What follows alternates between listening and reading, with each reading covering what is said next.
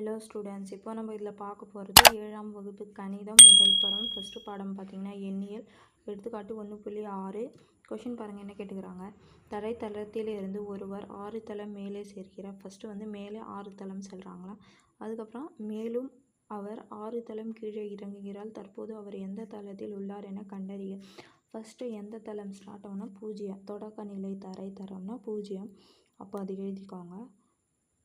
தொடக்க நிலை தரை தளம் பார்த்திங்கன்னா 0. புரிஞ்சுதுங்களா? அப்போது மேலே ஃபஸ்ட்டு வந்து மேலே தானே போகிறாங்க, அதனால மேலே சென்ற தளங்களின்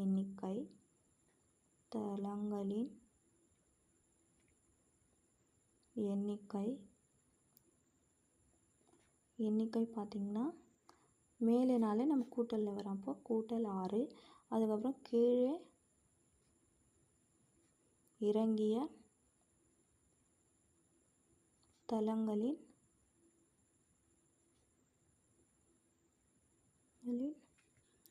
எண்ணிக்கை.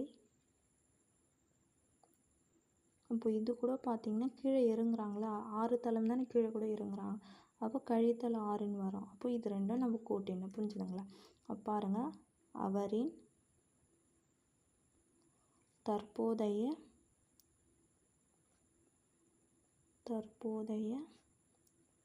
நிலை இஸ் ஈக்குவல் டு கூட்டல் 6. மறுபடியும் இது கூட்டணும், இது கழித்தல் 6னா 6 இந்த சென்டரில் கழித்தல் வந்துடும். அப்போது கழித்தல் 6னா இது 0 ஆகிடும். அப்போது இது தரைத்தளம் தானே. அப்போது தரைத்தளம் எங்கே ஸ்டார்ட் ஆகிட்டோ அங்கே வந்து முடிஞ்சிச்சு. புரிஞ்சுதுங்களா? அவ்வளோதான் இதுக்கு ஆன்சர். எடுத்துக்காட்டு 1.6 முடிஞ்சிச்சு.